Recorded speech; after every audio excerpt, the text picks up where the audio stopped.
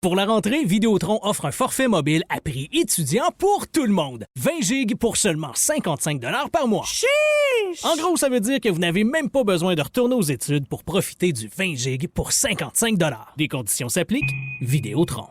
Prêt à vous laisser transporter? Écoutez cet extrait d'Em, un livre de Kim Thuy. Emma Jade saute d'un fuseau horaire à l'autre à cloche-pied, comme dans un jeu de marelle. Elle les survole sans les compter. Elle vit souvent des journées de 30 heures où elle fait des bonds dans le temps. Sa montre pouvant indiquer la même heure à plus d'une reprise. Choisissons la culture québécoise. Un message du gouvernement du Québec. Cube Radio. Les rencontres de l'heure. Mathieu Bock-Côté et Richard Martineau. La rencontre Bock-Côté-Martineau. Alors, Mathieu Bock-Côté qui est avec nous, qui paraît-il est dans un taxi. Est-ce que c'est le cas, Mathieu? mais c'est rigoureusement exact. En route vers Europe 1. Donc, nous sommes dans ce moment d'innovation technologique, d'expérimentation d'une nouvelle manière de communiquer. Alors, me voilà du taxi. Dans un taxi, tellement hot, c'est incroyable. Entre deux entrevues, là, il est dans un taxi puis il nous parle et tout ça. Écoute, et aujourd'hui, tu te transformes en critique littéraire parce que tu veux nous parler d'un roman. Oui, de Mathieu Thomas. Alors, Mathieu Thomas, c'est son premier livre. C'est un roman qui a pour titre Ceux dont on ne redoute rien. Et c'est un roman politique. C'est rare. Au Québec, les romans, c'est normalement sous l'empire de l'intimité. C'est des êtres fracturés, diminués, des êtres incomplets, inachevés, qui se grattent le bobo, qui se fouillent la gale, qui trouvent rien, qui s'en font une nouvelle. Là, on est dans un tout autre registre. On est dans un roman très politique et historique. Alors, je résume sur le fond des choses. Ça se déroule sur deux périodes historiques, deux phases historiques distinctes. Le début des années 1830, au moment du début de l'esprit insurrectionnel au Bas-Canada, et le printemps 2012, au moment où il y a une autre période insurrectionnelle ici. Et à travers tout cela, c'est relié par une intrigue, c'est la visite d'Alexis de Tocqueville, on connaît le grand philosophe, et on connaît son livre « La démocratie en Amérique », l'Ancien régime et la... Mais Tocqueville a passé quelques jours au Bas-Canada en 1831, si je ne me trompe pas.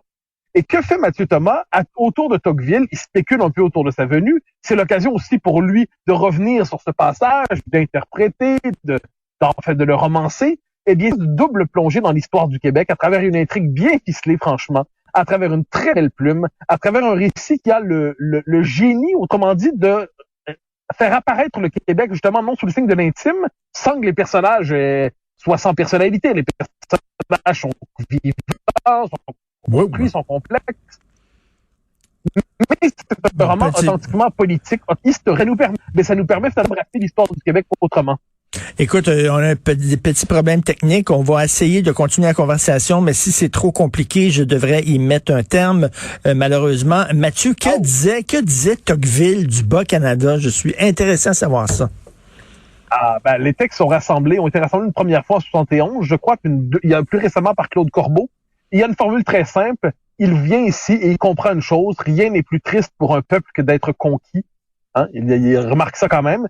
Il dit, il espère voir ce peuple se soulever. Il prend fait et cause pour les nationalistes bas-canadiens, les républicains. Il espère qu'on décide d'aller contre la conquête. Il est tout surpris d'ailleurs de voir qu'on est encore là. Lui, il pensait qu'on avait été englouti par le traité de Paris, qu'on n'existait plus. Et quand il entend parler français pour la première fois, il dit, mon cheval se serait-il mis à me parler, j'aurais été surpris davantage. Donc là, on est vraiment devant un homme, donc un grand philosophe qui rencontre notre condition et en 10 jours d'observation environ, il est d'une lucidité remarquable. Mais tout ça, ça nous est rendu à travers un roman. Ça nous est rendu à travers, donc c'est pas un essai, là, c'est pas un livre à thèse, c'est un roman et qui croise histoire, politique, les amours inévitablement, qui propose une vraie réflexion sur la condition québécoise. Qu'est-ce que c'est le Québécois à travers l'histoire? Quels sont nos défauts, nos faiblesses, nos misères, nos chances, nos forces? À travers tout cela, je pense que c'est une des vraies réussites de la rentrée, une vraie réussite de la saison. Puis c'est aussi un nouveau romancier qui apparaît dans l'espace public. Ben écoute, c'est bien que t'en parles, Mathieu Thomas. Écoute, je prends la balle au bon. Là. Je reviens sur Tocqueville parce que dans son livre de la démocratie en Amérique, Tocqueville dit quelque chose qui est tellement pertinent et tellement actuel. Bien sûr, c'est un Français qui débarque en Amérique. Il voit que les droits individuels, les droits de la personne sont très importants. Il en parle, mais il dit à un moment donné, il va y avoir un danger à ce qu'on pousse les droits individuels trop loin et que ça devienne une forme d'anarchie. Écoute, on dirait qu'il parle d'aujourd'hui, là. Oui, en fait, Tocqueville, voit comment l'esprit d'égalité mal compris peut véritablement paralyser le corps politique. Et au même moment, il s'intéresse à la dimension, on pourrait dire, potentiellement totalitaire de la démocratie. Il s'intéresse à la mort sociale en démocratie. Il dit en démocratie, comme il l'entend, c'est-à-dire un régime qui prétend parler au nom du peuple, eh bien, on va pas vous exécuter. C'est simplement que vous allez être condamné à mort de votre propre vivant. Plus personne ne va vous voir. Vous avez des opinions marginales. Vous serez traité comme une figure illégitime, comme une espèce de fantôme dans la cité.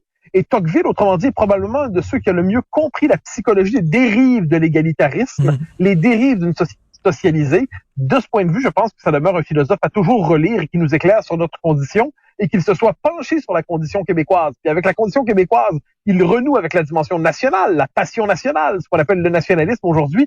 C'est une philosophie à redécouvrir véritablement. C'est un authentique philosophe et je pense que c'est un des plus éclairants pour notre temps. Est-ce que c'est de la politique fiction, c'est-à-dire qu'il met des mots dans la bouche de Tocqueville, il décrit en train de se promener dans le Bas-Canada et tout ça? Il est venu vraiment. Alors, il est venu vraiment. Mais là, la question que pose... parce que Tocqueville n'a pas rencontré Papineau quand il vient ici. Non, mais le romancier, est-ce qu'il invente? Est-ce qu'il nous présente Tocqueville qui marche? Oui, je devine qu'il y a un peu de mise en scène, mais il y a une très grande recherche historique derrière ça. Il a vraiment fait des recherches, donc il y a une dimension très documentée à son propos. Ensuite, c'est le travail du romancier. Il se permet d'inventer des intrigues. Mais sur le fond des choses, quand on est dans les paroles, on est véritablement, puis pas seulement pour Tocqueville, on est collé à la réalité de l'histoire. Donc, quand l'histoire et le roman se croisent, ça fait quelque chose d'assez fécond. Et demain, c'est ta deuxième de ton émission. Il faut en parler à CNews. Est-ce que tu peux nous dire de quoi tu vas parler? Oui, je reçois Patrice Guénifé, l'historien, pour parler mon Dieu, je suis en train de lire sa biographie monumentale, magistrale de Napoléon. Je suis en train de la terminer, c'est extraordinaire, là. Et Guénifé, la question que je vais lui poser, parmi d'autres, c'est qu'est-ce qui fait en sorte qu'un homme d'exception apparaît dans l'histoire? Qu'est-ce qui fait quand les structures politiques sont usées, décomposées, vieillies? Eh bien, qu'est-ce qui fait en sorte qu'une figure d'exception peut changer le cours des choses? On va aussi parler de la tentation iconoclaste aujourd'hui, la destruction des lieux de mémoire, la destruction des statues. On va aborder ces questions-là.